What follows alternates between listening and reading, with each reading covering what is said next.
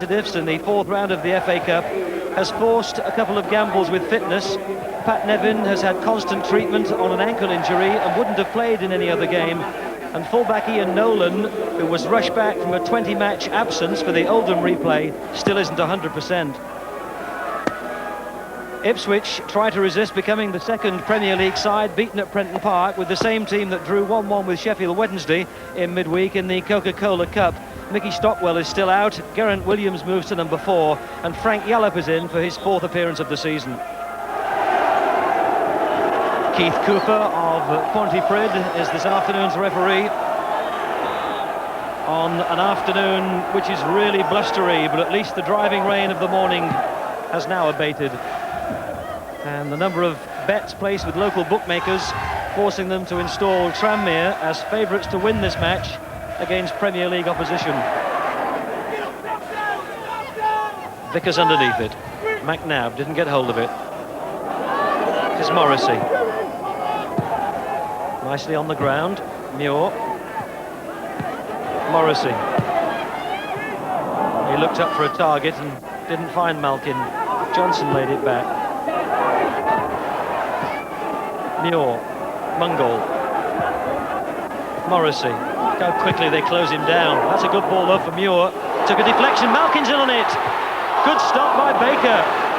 Irons to drive it back. Walk will clear finally, and Ipswich have survived a tricky moment. And it's Kiwomya now away down the right. Marked by Vickers. Johnson arrives. This is Dizelle. Again, Vickers with a good clearing header. Yallop. Higgins. Malkin and Linnigan together. And there's got to be a foul. And the referee, Mr. Cooper, may feel that merits a yellow card. Yes, he's calling David Linnigan, the Ipswich captain, over to him. And it certainly looked as though the lanky Chris Malkin had got the better of the defender. And if he'd been left to get round him, technically might have had a free run towards goal because there was no other defender between him and the goal, although it was a good distance. Yellow card, just over 15 minutes gone. Morrissey takes it.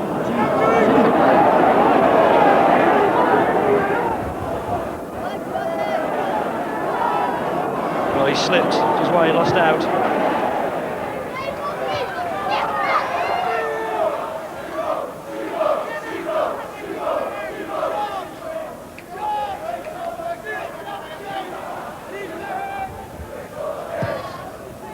Again, Baker tries to keep the ball low to aid the distance that he can kick it. Dizelle waiting for it to drop, and it's not a good policy on an afternoon like this.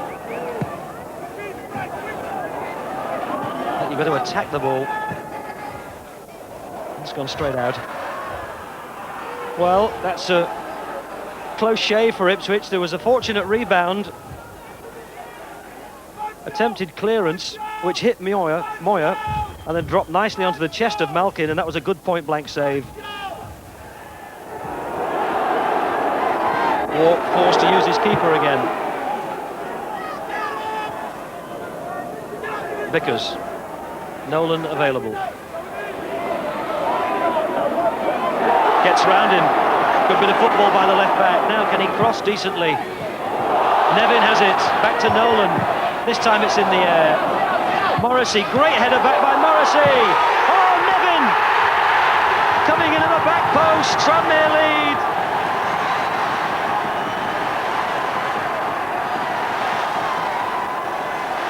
Big smile to light up the face of the Scottish international Pat Nevin, whose presence on the field was in doubt right till the 11th hour. What a good strong header back by Morrissey. Walks, clearance, which only played it into the path of Pat Nevin. 18 minutes gone, and Tranmere lead the Premier League side.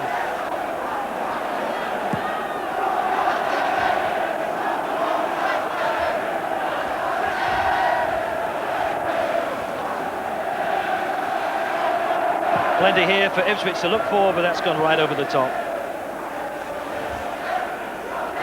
Nevin's 10th of the season.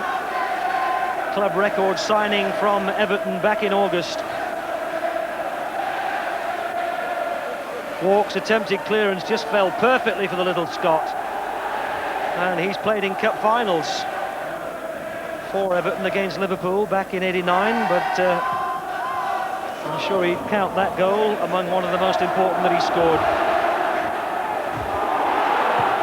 And Baker almost sold short.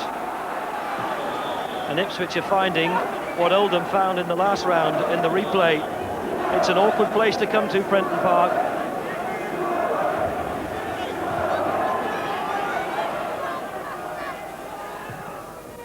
Tranmere with the distinction of having played at Wembley 7 times in the last few seasons, courtesy of the centenary tournament and playoff finals and Leyland Daff finals. And the only prospect of a Merseyside team getting to this season's Wembley final in the FA Cup, with both Everton and Liverpool dumped in the 3rd round. And if they can beat a second Premier League side here, well, maybe the dream won't seem so unrealistic. Nevin. Thompson who put a foot in. There's certainly been no sign of the ankle injury which made Pat Nevin's appearance in doubt.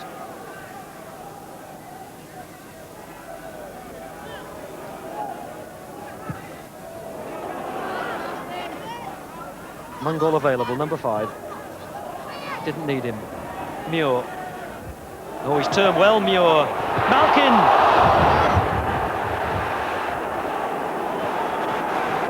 The rangy number 9 got to it. He's just looking at the referee. I'm not quite sure what he's querying. It's Tranmere's throw. Maybe he felt that it went behind for a corner. Mungall knocks it in. Morrissey tries to dig it out, but the whistle's gone. He claims that it hit him on the chest, and he's got the mark to prove it. Well, that's a little ball knocked in for Muir, who turns well. Malkin, who tries to get on, it came off the keeper. Was he claiming a foul? Dazell's header on. Glencher. Dazell. Williams, who's broken through, needed a better ball to Kiwomya, but this is Gavin Johnson. Well struck. I think Nixon took his hands away when he realised it was going over.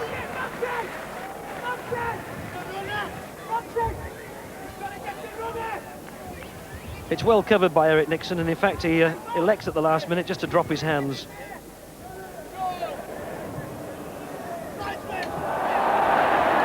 Walk. Baker sliced his kick. Morrissey just let it go. Tranmere throw. Tranmere have only suffered 1 defeat in the last 12 games. That was away at Barnsley, and only beaten here at home at Prenton Park once all season. Oof. Mungall was obstructed by Neil Thompson. The whistle has gone. Free kick is given. And that's given Tranmere a free kick in a very central position.